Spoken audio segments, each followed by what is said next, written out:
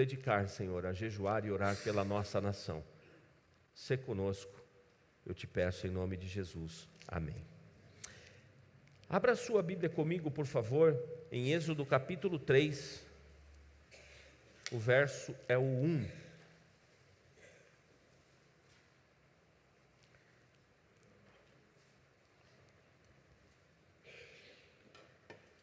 Alguns domingos atrás, eu ministrei sobre a atitude de Joquebede ao entregar o cesto naquela condição que ela tinha de perseguição. O Egito tinha ali um decreto contra as crianças hebreias, sobretudo os meninos, por conta de um medo que o faraó tinha. E eu ministrei sobre isso no capítulo 2. E agora eu quero dar sequência, como parte 2, mesmo não sendo sequencial, num domingo após o outro, mas eu quero falar do capítulo 3, o verso 1. Diz assim: Moisés apacentava o rebanho de Jetro, o seu sogro, sacerdote de Midian, e levando o rebanho para o lado oeste do deserto, chegou a Horebe, o monte de Deus. O cenário que Moisés está vivendo agora, esse momento é um momento onde ele está vivendo a segunda fase da vida dele. Essa segunda fase, Moisés passou 40 anos nessa cidade chamada Midian. E ele se adaptou a uma nova vida, porque tudo que está acontecendo nesse momento na vida de Moisés não era o propósito para o qual ele nasceu. Ele está vivendo um momento, mas não é exatamente o propósito, o destino para o qual Moisés foi gerado. Moisés, nesse momento da vida, ele casou.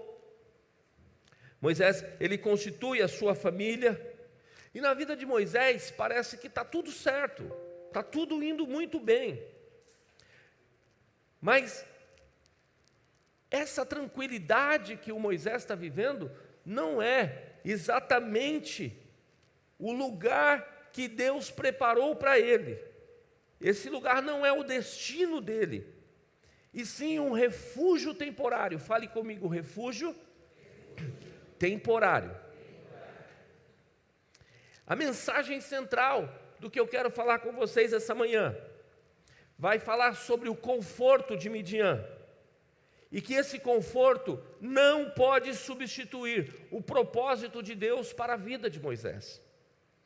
Vamos lembrar como é que esse homem foi parar nesse ponto da vida, nesse estágio da vida.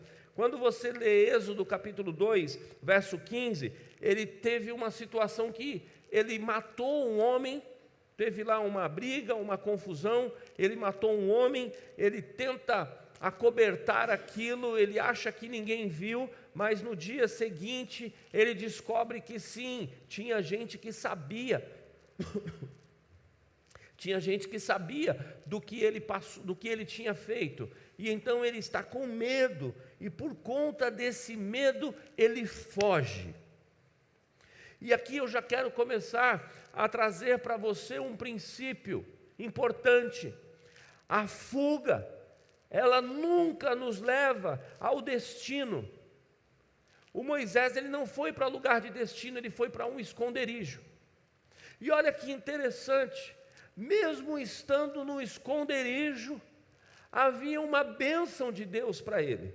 Nós precisamos colocar as coisas no lugar. De repente você está em fuga, como era o caso de Moisés, não estar exatamente no lugar tal qual é o seu destino, não quer dizer que Deus não vá te abençoar no processo. Existe algo no caráter de Deus chamado longanimidade, que é um ânimo longo. E esse ânimo longo de Deus, por vezes, ele tem esse amor tão grande que ele faz com que as pessoas sejam ainda abençoadas, mesmo que num processo de fuga. Porque Deus é bom. Deus não é um pai mau.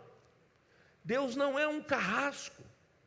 As pessoas, elas olham para o Antigo Testamento e as pessoas fazem uma divisão errada, não sabem fazer uma leitura hermenêutica, sobretudo do caráter de Deus.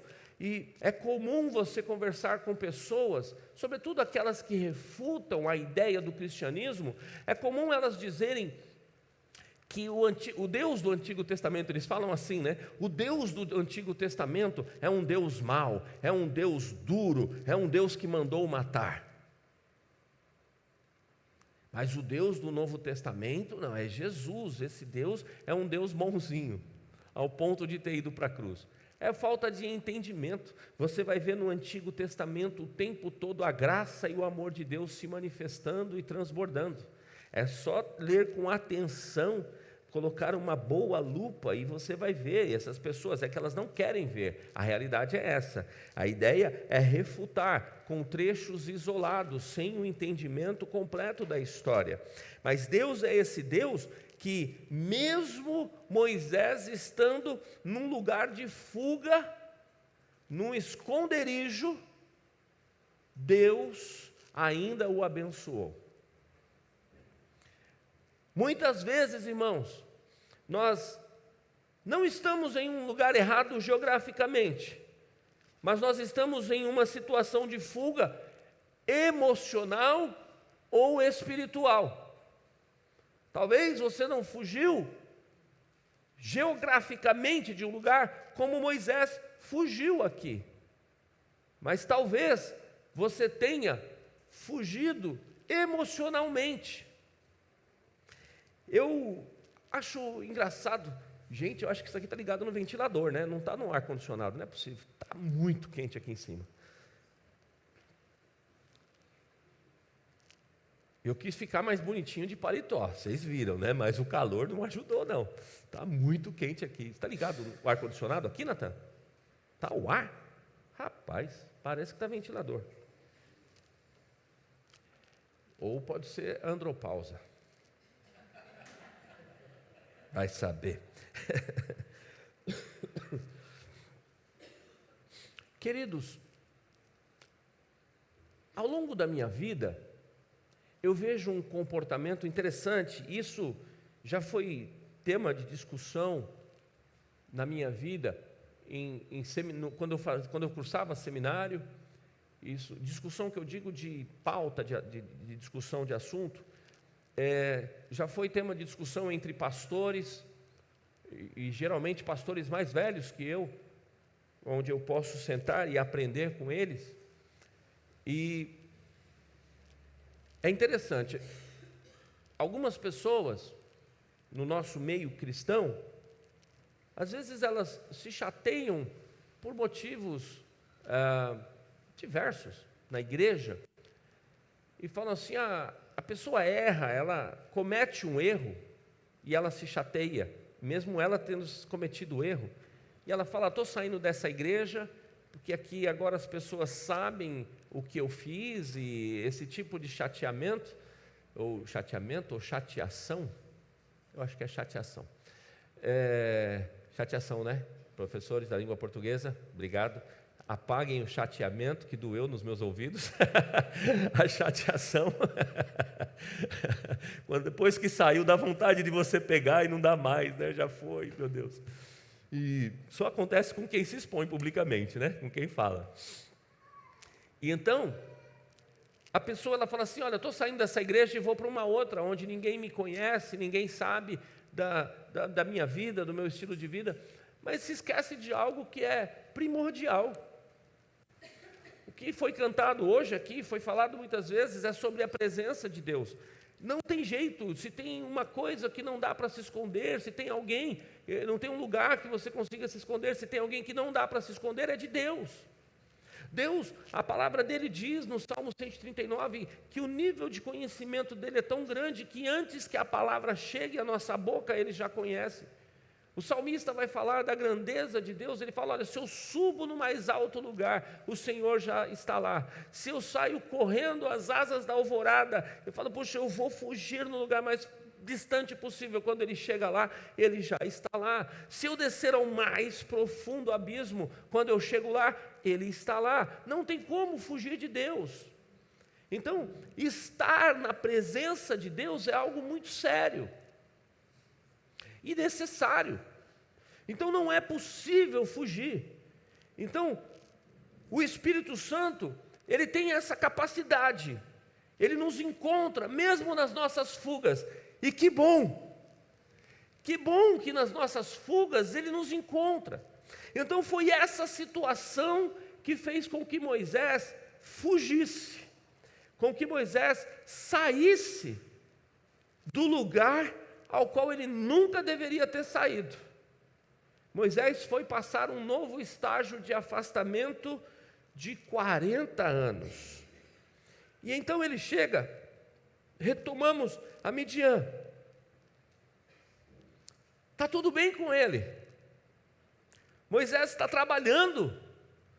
O texto que nós vimos, Moisés está trabalhando, e ele é nada mais, nada menos do que, ele está na posição, ele é genro do sacerdote da cidade, uma pessoa importante, e ele está ali fazendo o trabalho dele, pastor dos animais ali, ele está cuidando deles, está fazendo o trabalho, está ganhando o seu pão de cada dia, está tudo bem, ele está casado, ele está com família, está indo tudo tranquilo na vida de Moisés, mas Moisés está em fuga.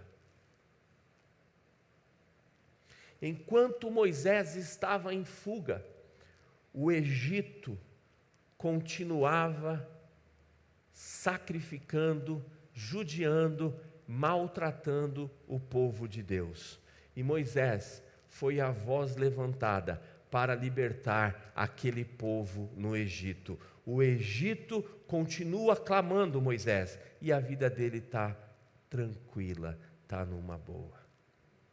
Sim, essa manhã e essa noite nós vamos falar sobre sair da zona de conforto. Nós vamos tratar sobre sair da nossa zona de conforto. Há destinos que estão trocados pelo conforto. Não podemos. Existem irmãos, igrejas gemendo.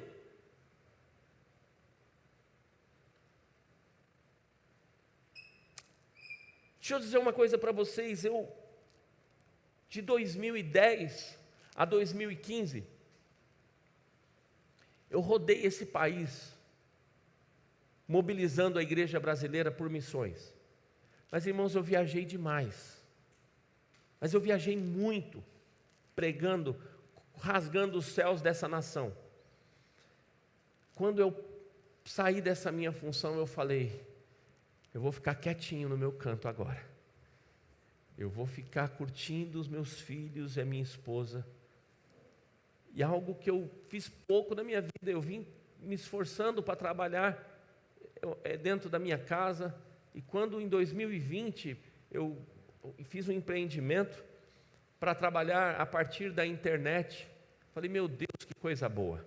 Eu posso trabalhar, ganhar dinheiro e nem dentro de casa eu saio. E eu trabalhava, montamos uma empresa e era eu, minha esposa e meus filhos. Nós tocávamos aquele empreendimento. E eu falava, gente, que bom eu ficar aqui dentro de casa quietinho. E pastoreando e servindo, eu falei, eu estou fazendo a minha cota. De um ano para cá, alguns pastores começam a me chamar para ministrar. 1 ano e meio para cá. Começam a me chamar para ministrar. Quando eu cheguei aqui em Atibaia, eu tinha muitos convites. Eu falava, não vou sair, eu vou ficar fixo na minha igreja. Eu vou ficar na minha cidade, eu vou desfrutar a minha Canaã que Deus deu para eu morar. A terra do morango, a terra que flui, que brota morango e mel. Eu vou ficar na minha Canaã, eu não quero sair daqui. E eu eu neguei muitos convites, muitos. Tinha 2 pastores que insistiam tanto para eu sair, é fora do estado, eu não queria mais viajar. E eu vou. Quando eu vou ministrar, um encontro de homens, algo que nem era muito a minha praia, ministrar encontro de homens. Eu chego lá, mais de 10 pessoas batizadas com o Espírito Santo. gente renovada, gente que estava desviada, retornou para Jesus. Aí o pastor olhou para mim e falou assim: está vendo? Você precisava estar aqui. Faz quanto tempo que eu não vejo o batismo com o Espírito Santo, pastor Fernando? Eu falei: amém, estou voltando para a minha terra. Eu volto, aí tem que sair. Aí agora, fiz um programa nosso, ano passado, a respeito dos dons. Fiz para o nosso povo, apresentei lá no Atos 2, para ajudar os irmãos que estavam na conferência. Aí isso vazou. Tinha um pastor lá, um abençoado, que não é da nossa igreja. E ele participou. E ele foi muito impactado. E ele falou para mim: eu tenho mais de 30 anos de pastor, e você ensinou coisas aí que eu não sabia. Um monte de coisa, abrindo Bíblia e mostrando na Bíblia as manifestações dos dons. Ele falou: agora eu estou voltando. Ele falou: e você tem que abençoar isso na igreja brasileira. Eu falei: amém, Deus, glória a Deus. Falei inglês, falei outro idioma, e não é comigo essa história. E aí ele foi falar com outro pastor, aí outro pastor ficou sabendo, e aí eu tenho saído e eu tenho falado, eu tenho relutado, porque eu não quero mesmo, é de coração, eu não quero mesmo. Estou ficando velho, irmãos, eu quero uma rede. Uma rede e um violão para ficar tocando, é tudo de bom. Mas eu ouvi de pelo menos 3 ou 4 pastores esse ano. Deus te deu algo que você pode ajudar a igreja pentecostal brasileira a resolver um monte de problema, de meninices que tem na igreja pentecostal brasileira. E você vai precisar sair da sua zona de conforto, pastor Fernando, para ajudar essas igrejas, esses pastores. Não é comigo isso, não é. Manda o pastor Israel, Jesus, eu treino ele, manda ele, Jesus. Manda o presbítero Marcos, Jesus.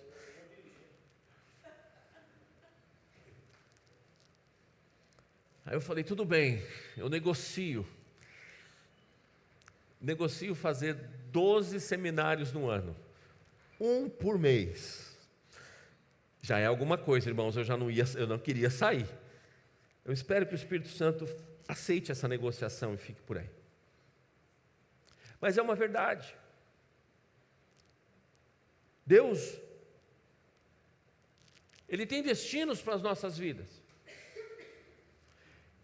E é verdade que quando nós alcançamos certa situação de zona de conforto, e olha que eu trabalho bastante aqui em Atibaia no reino de Deus, bastante.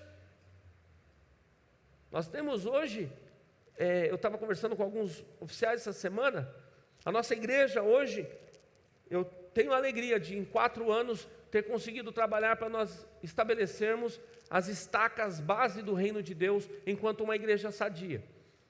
Tive a alegria de nós termos implantado aqui a Universidade da Família, temos pequenos grupos trabalhando. A Universidade da Família, irmãos, é algo maravilhoso. Quem está fazendo aí a Universidade da Família? Está sendo bom ou não? Sim ou não? E nós vamos implantar muitos cursos nos próximos 3, 4 anos. Se Jesus não arrebatar a igreja, nós vamos implantar outros cursos da Universidade da Família, para cuidar de jovens, adolescentes. A igreja tem os pequenos grupos. A igreja é uma igreja bíblica. Graças a Deus, trabalhamos com discipulado, cuidado de uns com os outros. Estava faltando um trabalho sólido, de um impacto em estabelecer o trabalho de missões, e também está estabelecido a partir desse ano. Trabalhamos com a busca do poder do Espírito Santo, consolidação de oração e jejum. Então as bases estão lançadas, os próximos anos. É para pegar essas estacas e trabalharmos de 2 formas. Nós vamos fundamentar ainda mais essas estacas e vamos levantar um grande prédio. Quando eu digo prédio, não é paredes, entendam? Eu estou falando espiritual. Um grande prédio espiritual para o Senhor Jesus a partir dessa cidade. E você faz parte disso. Se você está aqui é porque o Senhor te trouxe para fazer parte dessa família, porque nós temos algo grande para fazer a partir dessa cidade. Mas o Senhor, Ele mexe com essas coisas. Enquanto eu pensava sobre isso, e tem igrejas gemendo por aí, é verdade. E nós podemos ajudar essas igrejas. Tem famílias sofrendo e gemendo, porque não conhecem o amor de Cristo. E Moisés, ele está na zona de conforto de Midian. E o Egito está clamando, está gemendo. Igreja de Cristo Jesus, quando nós saímos dessas portas, nós lemos aquela frase, atenção, é uma grande verdade, você está indo para um campo missionário. E sou eu e você que somos o sal da terra e luz do mundo. Nós somos a resposta para essa geração, para esse Egito que está aí fora. E não podemos ficar na nossa zona de conforto. Não podemos ficar que nem Moisés estava tranquilo. Moisés, ele foi salvar a pele dele e abandonou o seu propósito. Ei, Deus te deu talentos, Deus te deu dons. Não enterre aquilo que Deus não matou. Eu e você não temos o direito de enterrar talentos vivos. Deus deu para cada um de nós uma capacitação. Eu e você não temos o direito de pegar o que Deus deu e está vivo em nós e enterrarmos isso. Não, nós cantamos muitas vezes, Senhor, eu nasci para te adorar, eu nasci, tudo que é meu é seu, Senhor. E às vezes, na prática, nem tudo que é nosso é do Senhor de verdade. Nós olhamos e falamos, isso aqui é meu. Eu falo, ora, mas se eu entreguei a minha vida para Ele, nada mais é meu, tudo é dele. Então, nós não temos o direito de enterrar o que Deus não matou. Agora, irmão, se Deus matou, enterra. Se Deus matou, enterra. Esquece. Mas Deus não mata sonhos que Ele mesmo deu. Lembra-se de um dia que você sonhou em ser grandemente usado por Deus?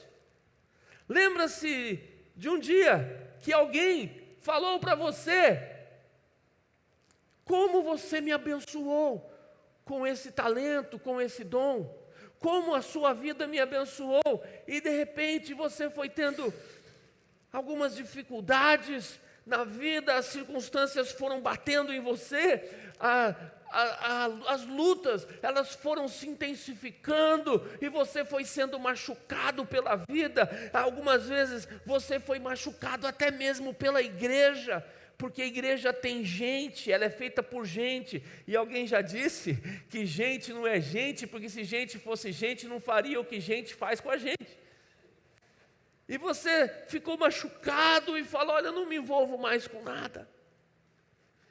O Egito está gemendo e está clamando, por favor, me ajude. Não enterre o que Deus não matou. Podem ter te machucado um dia, e você entrou numa rota de fuga emocional, você entrou numa rota de fuga até social, e às vezes até espiritual. E está tudo bem. Você está ganhando o seu dinheiro, a sua vida está estável, a sua família está ok, e você fala, está tudo ok. Só que você se esqueceu que um dia o Deus Todo-Poderoso te chamou para algo muito maior, e que Ele está te dando todo esse conforto porque Ele é bom. A misericórdia dele te alcançou, mas Ele está dizendo para você hoje, filha querida, filho querido, o Egito continua gemendo, e foi você que eu escolhi para ter um destino com a minha voz sobre eles.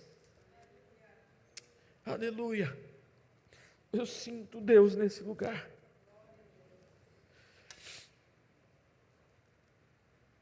Aleluia. Coloca na tela, por favor, para mim, Êxodo 3, capítulo 3, versículo 4.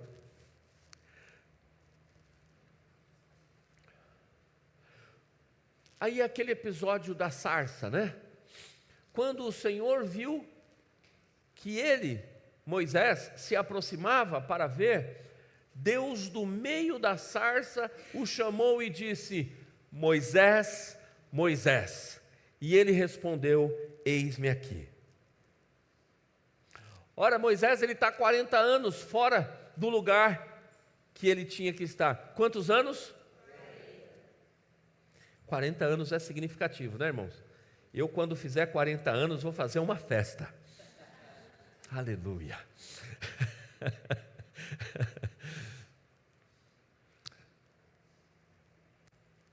40 anos.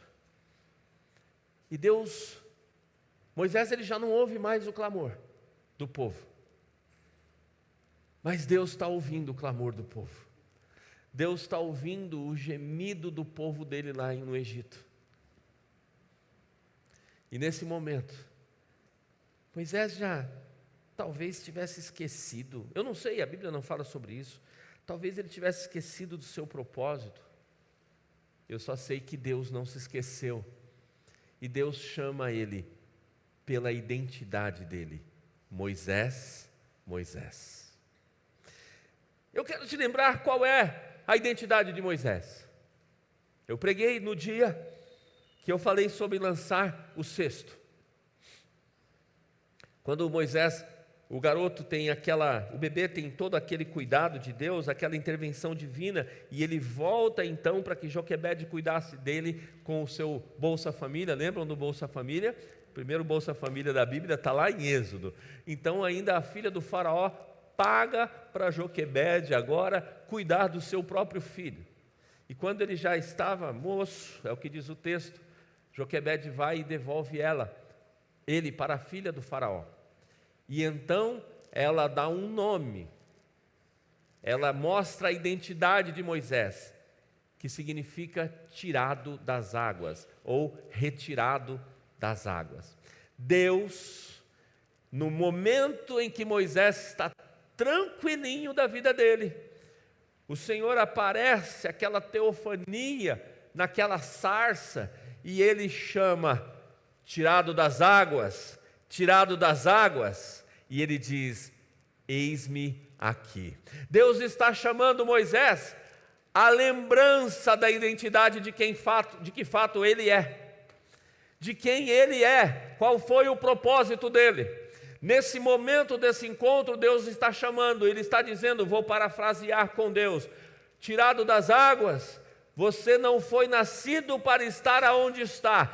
Eu fiz algo maravilhoso lá no começo da sua vida. Não foi para você ficar nessa zona de conforto tranquila aqui em Midian, não. Eu me movi lá no começo da tua vida. Eu te poupei da morte. Eu te tirei de um lugar de morte decretada pelo faraó. Satanás se levantou para acabar com a tua vida. Eu me movi em seu favor. Eu poupei a sua vida. Não foi para ficar aqui de boa, tranquilo em Midian. Ei, retirado das águas, há um clamor lá fora: vá ser a minha voz. O Senhor, ele toca exatamente no ponto da nossa vida que precisa ser curado. E agora, como é que eu faço para voltar? Deus cuidou de tudo. Sabe? É importante você saber isso. Deus, ele tem o prazer, o hábito de restaurar a nossa identidade. Ao longo da vida, nós vamos tendo tantos reveses da vida que vão roubando a nossa identidade. Você não nasceu para viver na zona de conforto. Nós cantamos aqui, o Coliseu não parou a igreja. O inferno não pode prevalecer contra a igreja. Você é a voz profética que Deus chamou nessa geração para ser, no lugar onde você trabalha, no local onde você estuda, no local onde você convive, ser voz de Deus. O Senhor, Ele quer restaurar a sua identidade e te conduzir a um lugar de santidade que só Ele pode colocar para você ser voz profética para essa geração. Me ajuda, fala para o seu irmão, você é muito mais forte do que você imagina.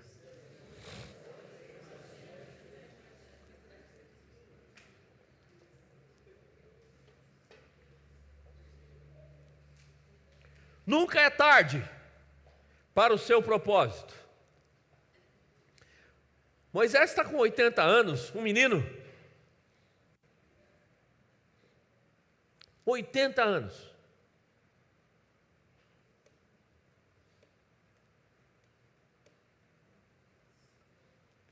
Moisés está com 80 anos, quando ele foi chamado para libertar o povo.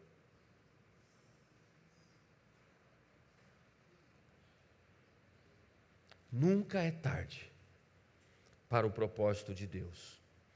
Sabe, para Deus não existe atraso, irmãos. Não existe atraso para Deus. Ele cumpre o propósito dele. Moisés, ele poderia ter feito isso nos últimos 40 anos. Mas agora Deus vai trabalhar. Olha, Moisés, você podia fazer isso com mais velocidade. Você vai fazer um pouquinho mais lento.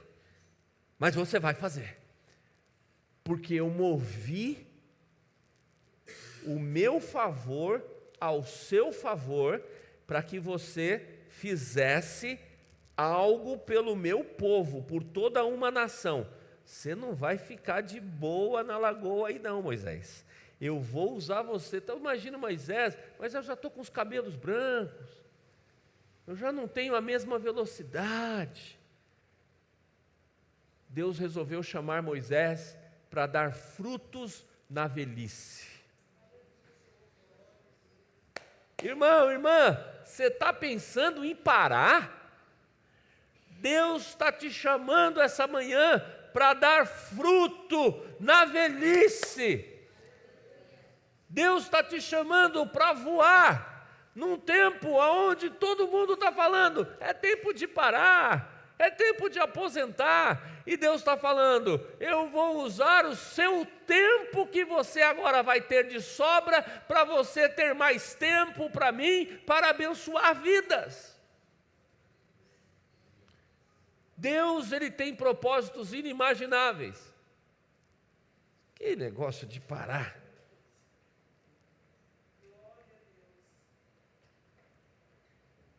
Queridos, sucesso, e aqui eu fecho, sucesso na vida não é estar em um lugar confortável, mas é estar no lugar que Deus quer. Você quer saber o resultado? Hoje nós vivemos num mundo onde os coaches, você abre o Instagram, está chato até, né? Você abre o Instagram, tem uma mensagem e eu falo, lá vem esses caras com mensagem de coach. O pior é mensagem coach no altar. Virou uma moda. Virou uma moda. Deus tenha misericórdia dos altares. Sucesso é isso, sucesso é aquilo, sucesso é aquilo outro. Olhando para a vida de Moisés, olhando para a palavra de Deus, a definição de sucesso não é só estar num lugar confortável, mas é estar no lugar onde Deus quer. Semana passada nós ouvimos aqui o doutor Humberto Aragão, ele tem uma frase que eu ouvi, acho que em 2012, ele falando, uma das primeiras ministrações que eu ouvi ele falando sobre isso, sobre missões. Missões começa aonde você está e termina onde Deus quiser.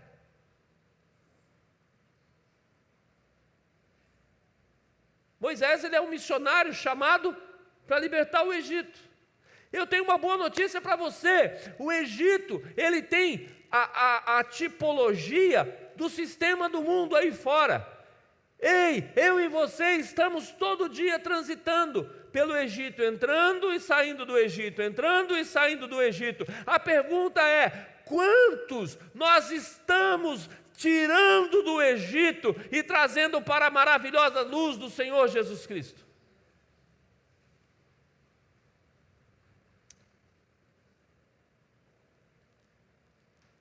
Quer ter sucesso? Esteja no lugar onde Deus quer. Aí Deus faz coisas tão maravilhosas.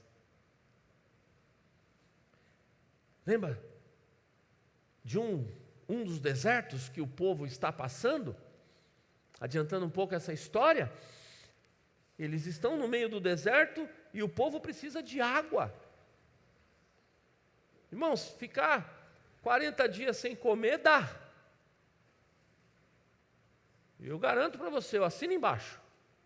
Dá. Eu já fiquei 3 vezes 40 dias sem comer nada. Agora, sem beber, não dá. Aí os órgãos, eles colapsam. Mas, no meio do deserto, o Deus provedor, ele fala para o filho dele: bate na rocha, e da rocha sai água.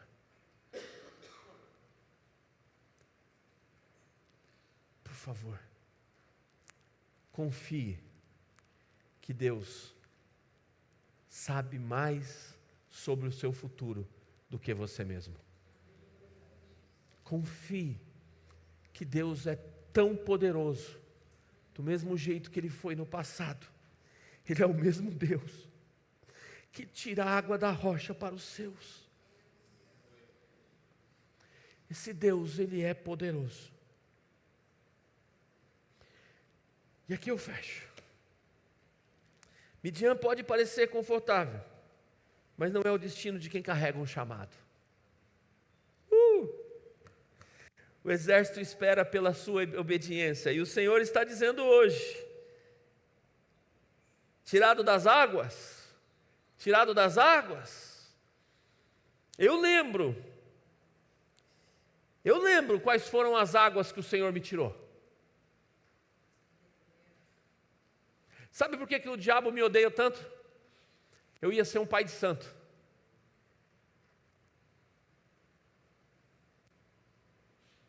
Meu jeito de liderança, eu ia ser um pai de santo. E o Espírito Santo foi e me tirou lá de dentro daquele terreiro. Lá dentro. Não foi um missionário lá, não foi um evangelista, não foi ninguém. O Espírito Santo foi lá e pegou a minha boca, eu já testemunhei isso daqui, e pegou a minha boca para profetizar para o meu pai, enquanto os ogãs tocavam os tambores deles, os atabaques dele, aqui ao lado. Por isso que o diabo me odeia. E aí hoje eu sou pai de santo, aí ó.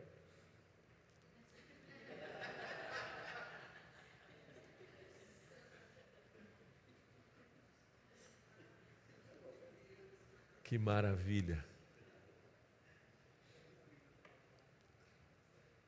Eu sei. Eu te chamo para esse exercício agora. Quais foram as águas que Deus tirou você? Você se lembra onde você estava? Quando o amor de Deus chegou na sua vida? Você se lembra qual era a sua condição? Você se lembra para onde você ia se não fosse o amor de Deus encontrando você? O Senhor hoje, Ele está aqui, no meio dessa sarça, dizendo: tirada das águas, eu preciso que você cumpra o seu destino profético. Porque o Egito continua clamando. Saia do esconderijo, responda à voz de Deus, e permita que Ele alinhe a sua vida ao propósito dEle, porque a hora é agora, os dias são maus, e a hora é agora. O Senhor marcou conosco um encontro nesse dia, para nos levar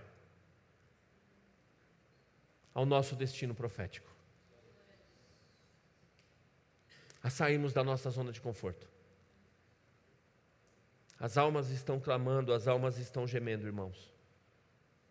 Nós não podemos ficar de braços cruzados, fazendo de conta que não é conosco. Ministério de louvor.